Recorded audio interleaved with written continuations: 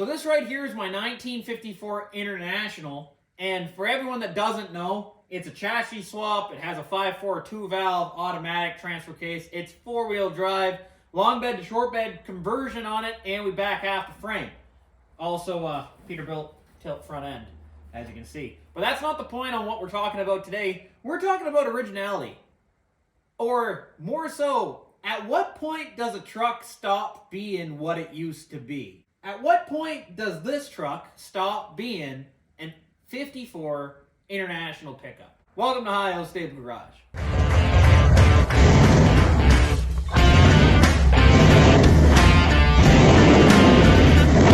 Here's a spoiler. There's not a lot, to tell you the honest truth. But let me give you a front to back on it real quick, and I'll show you what I got that's still a 54, what I altered of the 54, and what's brand new custom. So let's get right into it. Starting with the front end, the grill section. Just this little outline right here. Stop tracking my finger.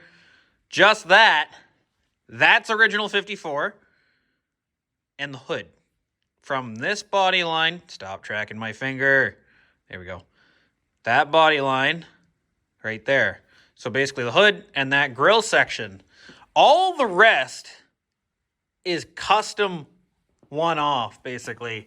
I'm not even sure if these are the original headlight buckets. They're likely repops, tell you the honest truth.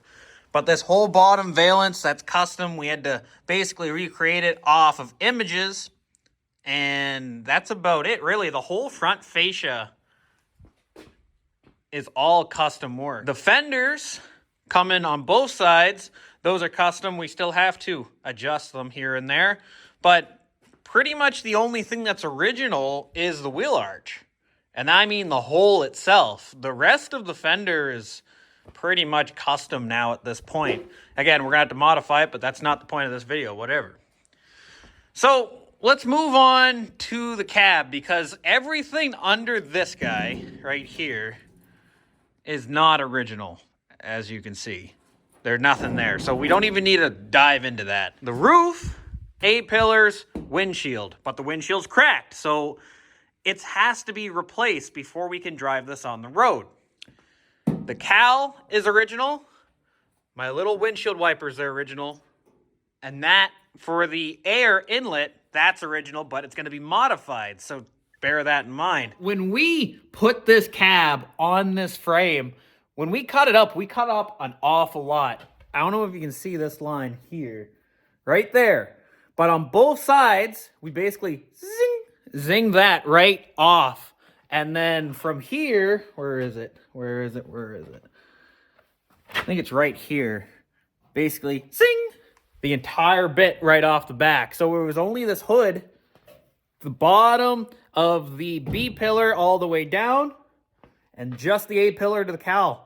Everything else is an original International. Let me show you guys inside the cab. So it's running the 2003 firewall on the inside, 2003 column. We have the International dash. I'll get into that in a second.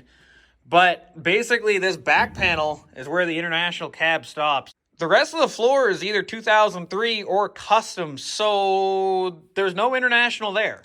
Coming over to the bed, the most original part of this bed is this fender right here. We pretty much only widen that guy out, and that's about it.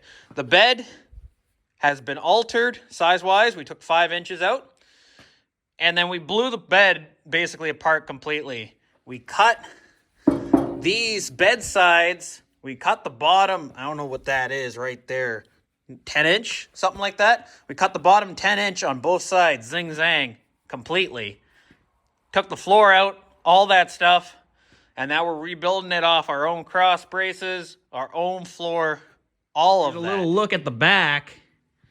And then same over here. I got the other fender right there. Same kind of deal on this fender, except more fab work. We ended up welding up that spare tire hole and the widening, of course. So really, it's only that little section right there that's original. Little look from the side. Original.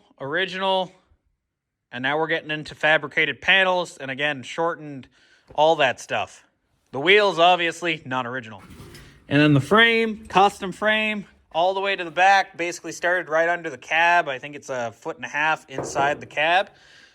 Nice C-notch, all that stuff, but that's all 2003 hardware on custom frame. Nothing international there. This is my big pile of parts. I guess you could take this as a sneak peek of what's to come. Not the 460 stuff. That's for another ticket. But rear taillights, fuse box, bunch of wired harness, seats. We're going to have a video on that down the line, but all that stuff there isn't international stuff. That's 2003 stuff, custom stuff. Now we're getting into some actual international stuff here. So this is the little air intake. Suck that guy in. But as you can see, we cut him out because it was all seized up.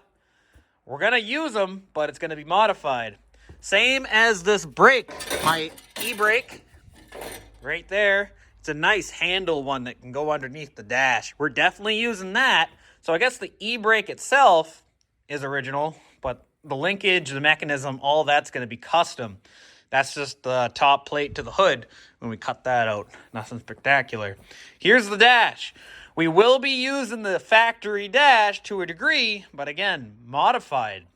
So either we'll have the digital gauge cluster or different gauges on the inside, but we'll make our own mounts, that kind of stuff, so we can run that. But that's an original 54 part, but it's going to be completely altered. Pretty much the only things that got remodeled and are kind of unscathed are the doors. Tell you the honest truth. That door right there, we already redid a lot of the welding. I guess you can't see it. It's on the other side where it's basically the whole bottom lip need to be changed out and then a couple spots where the hinges are, and that's about it. The glass, again, kind of like the front windshield, all has to be changed. It's going to be repop, not original to the 54. That door hasn't been done yet. Fuel tank, fuel setting unit, all that stuff, trailer hitch, that's all 2003 stuff. Gonna be altered to go on this 54. So it begs the question. The only parts that are original 54 is a little bit of the cab, a little bit of the hood, hardly any of the box, basically the doors and the dash. So would you even classify this as a 54 International anymore? If it drives, let's say like a 2003 F-150, and it has the motor of a 2003 F-150, is it a 2003 F-150? Or is it a 1954 International just because it has the skin on it? It's hard to say. Where's the fine line on where we choose what kind of car it is when you modify? Like, when is it too modified to be what it was before? Picture a lot of stuff like Bad Chad. He makes a lot of extremely custom vehicles, like extremely custom. Say he works on a 1940 Chevrolet, and at the end of it, it looks nothing like it. Is it still a 1940 Chevrolet? If you change every part in something, is it still that car? So it begs the question, is this still a 1954 International? We call it an International chassis swap, but it's a fine line. When we built this truck, and as we're building this truck based off of images online, all that stuff, and the general idea, that's why we're not running stacks or nothing crazy. The general idea is, can we make it close enough to the original truck that if you didn't have another original truck beside it, and you weren't too familiar with how they looked from factory, could you pass this off as a 1954 International? That's the biggest question. So, in my opinion, this is just my opinion, it is still a 54 if it looks like a 54. Here's another example of what I'm talking about, and it's a really good example. Let me just pan you over. If you already know this truck, you already know what I'm going to say, but if you don't, what year truck do you think this is? I'll give you a second. If you guessed anything other than 1996 Ford F-150 four-wheel drive automatic long bed, you'll be wrong. Because that's what this truck is. This truck has a 1985 front clip on it, a 1984 rear box, and we shortened it, long bed to short bed conversion here. It's running an 85 power plant, 85 transmission. But 96 running gear, or sorry, 94 running gear. The cab is from a 1996, but we put a different dash in it, all that stuff. So, is this truck still a 1996 Ford F-150, or is it a 1985 F-150? See, when we talk about this vehicle in particular, usually I call it the 1985 inspired F-150.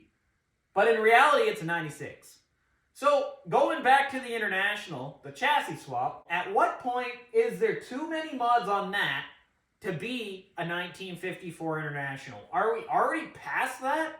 Or is it still way, way down the road we have to do some drastic mods to this? It's a good question that gets your brain going. So, let me take you on another trip, and let's go over to the back of the barn. 1985 RX-7.